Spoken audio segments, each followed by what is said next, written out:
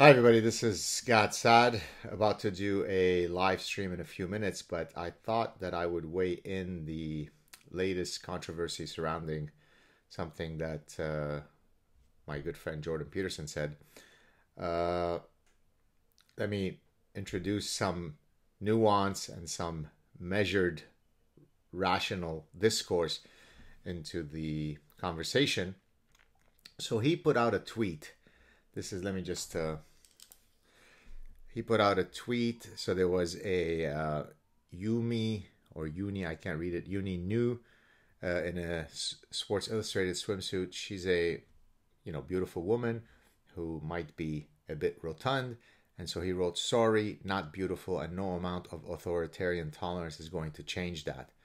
Now, I haven't spoken to him about his tweet, but I wanted to surmise what I think he might have meant by that. Look, as I've explained on countless occasions in several of my books and in papers and in media appearances, social constructivism is an idea pathogen. This is covered in the Parasitic Mind. Social constructivism basically argues that everything is socially constructed, right? I mean, even now our sex is socially constructed, never mind our gender. And so social constructivism starts with the idea that we are born tabula rasa, empty slates, and then it is the nefarious forces of all sorts of socialization forces that cause us to prefer this or that, this food and this type of woman's body and this type of man's body and so on and so forth. It's very much the scientific world that I've navigated in for nearly 3 decades. So I think what Jordan is saying here, I think, of course, he packaged it in a way that drew the ire of people, and I understand, why that was. But what he's basically saying is that, beauty is not socially constructed. There are things that are considered more beautiful than others, and he was arguing that the idea of being tolerant of all body types as being equally beautiful is incorrect. Now, when I wrote this book, my first book, 2007, I talked about Naomi Wolf's The Beauty Myth, where she basically argued that there is a patriarchal pressure that men impose on women to be of a certain type of beauty, and that causes all sorts of negative downstream consequences to women. That's how the patriarchy keeps women down on their luck, by imposing these arbitrary beauty standards. So I think what Jordan was trying to get at is he wasn't trying to be frivolously insulting to this woman. And again, I haven't spoken to him about it. We will be meeting in Montreal soon for dinner. Maybe the topic will come up.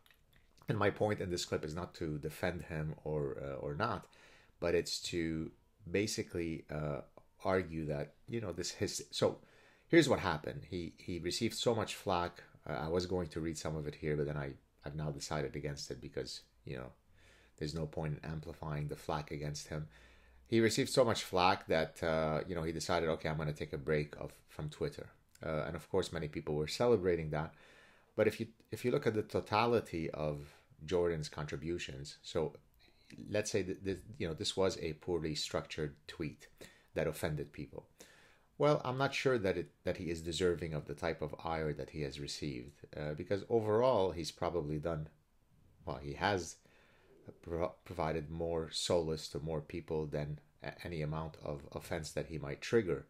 And so, in a grand sort of cosmological sense, in a big cosmic sense, if he were to decide, I'm removing my voice from Twitter, it would be a shame, because whether you agree with him or not, he's got some valuable things to say. Even when you disagree with him, you can take him on.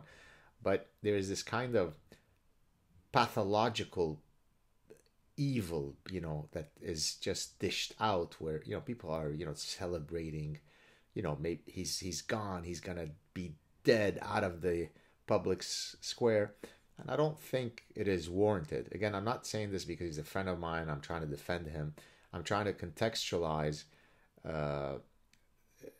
these kinds of the zeitgeist, whereby someone of his fame could ultimately be sufficiently emotionally fragile that he's overwhelmed by the hatred. What point does that serve, right?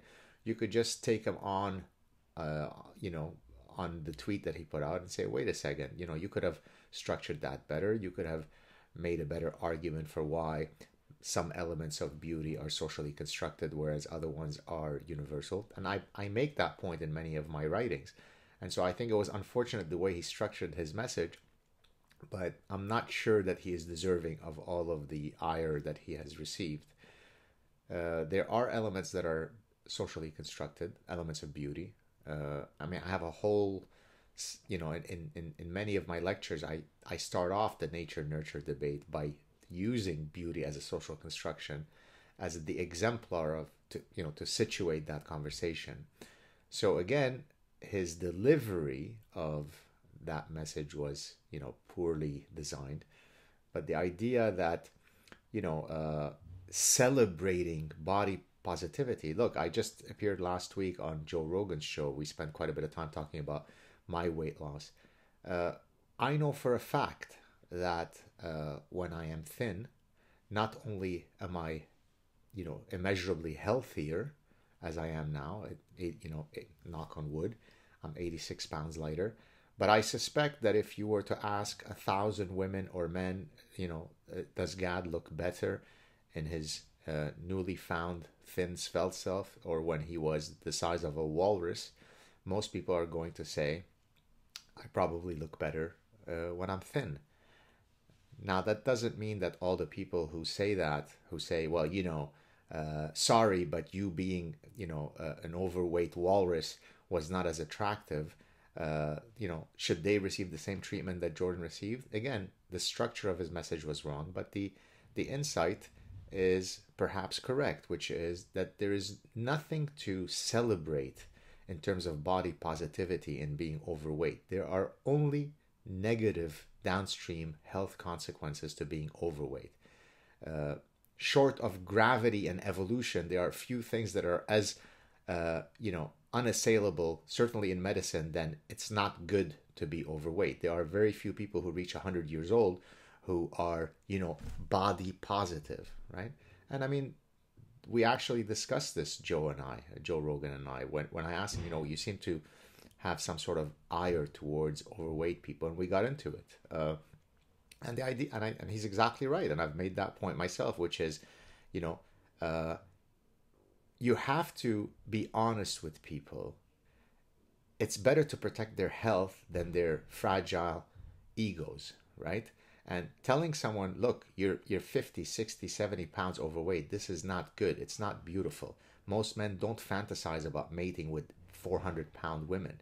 Yes, you go, girl, you're beautiful. But that's not what men fantasize about. Just like when women fantasize about guys, they're much more likely to fantasize about guys who have, the V shape, who are muscular and lean, than about, walrus Gad when I was 256 pounds.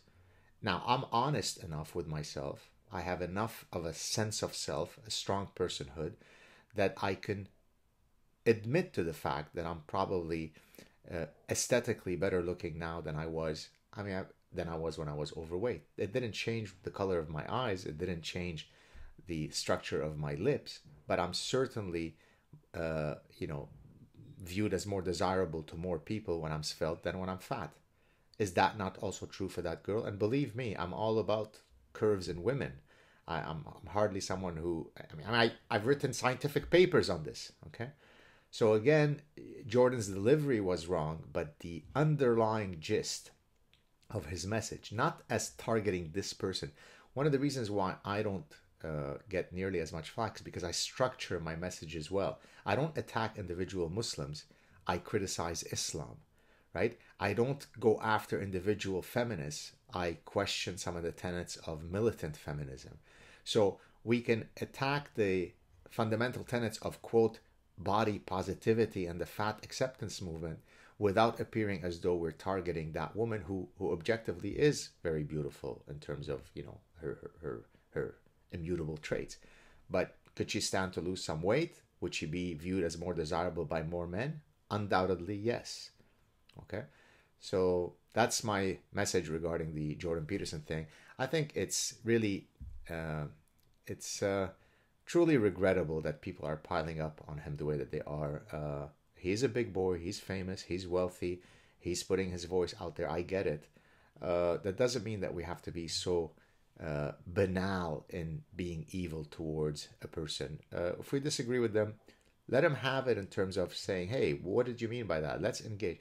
But all of the horrible stuff that I saw written about him was incredible. Actually, the reason why I thought about doing this clip, I hadn't been, I wasn't sure if I was going to do one, is I was just eating some chicken. As those of you who watched Joe Rogan last week know that one of the ways that I've lost weight is by eating chicken with some salad. I was just eating some chicken at home, not the Peruvian one. This one was from the supermarket, freshly finished, so it was steaming hot. And I was listening to Outnumbered on Fox. I must be a Nazi, and they were piling up on Jordan Peterson. So yes, again, for the final time, the structure of his tweet was not great, but he's hardly deserving of the type of ire that he's receiving. There you have it, folks. In a few minutes, it's now 1:11. In 19 minutes, I'll be doing my third Ask Me Anything clip. I hope that you'll join me. Take care, everybody. Let's be kind to each other. Ciao.